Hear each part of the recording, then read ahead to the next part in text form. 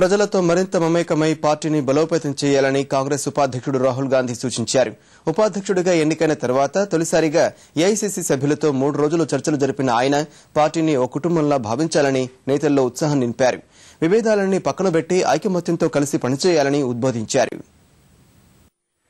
2014 ఎన్నికల్లో కాంగ్రెస్ పార్టీ ప్రధాని అభ్యర్థిగా భావిస్తున్న రాహుల్ గాంధీ నేతల్లో మరింత ఉత్సాహం నింపి మరోసారి పార్టీని విజయపథంలోకి తీసుకెళ్లేందుకు ప్రయత్నాలు చేపట్టారు. ఇందులో భాగంగా పార్టీ ఉపాధ్యక్షుడిగా పదవి పొందాక తొలిసారిగా ఏఐసీసీ ఆఫీసర్ బేలాలతో 3 రోజుల పాటు అనుసంధాన సమావేశాలు నిర్వహించారు. కాంగ్రెస్ సంస్థాగత పునరుజ్జీవానికి కృషి చేయాలని వారికి ఉద్బోధించారు. పార్టీ టికెట్ల కేటాయింపు, పనుల అప్పగింతను లేవనెత్తారు. కొంతమంది నాయకులు వరుసగా వైఫల్యాలు చవిచూస్తున్నా పదోన్నతులు కట్టబెడుతున్నారని ఆరోపించారు. ఈ తరహా ఆరోపణలు వెల్లువెత్తిన నేపథ్యంలో బూత్, బ్లాక్ లెవెల్ స్థాయి కార్యకర్తలతో రాష్ట్రంలోనూ ఇలాంటి సమావేశాలు ఏర్పాటు చేసేందుకు సిద్దమని పార్టీ నేతలకు వెల్లడించారు.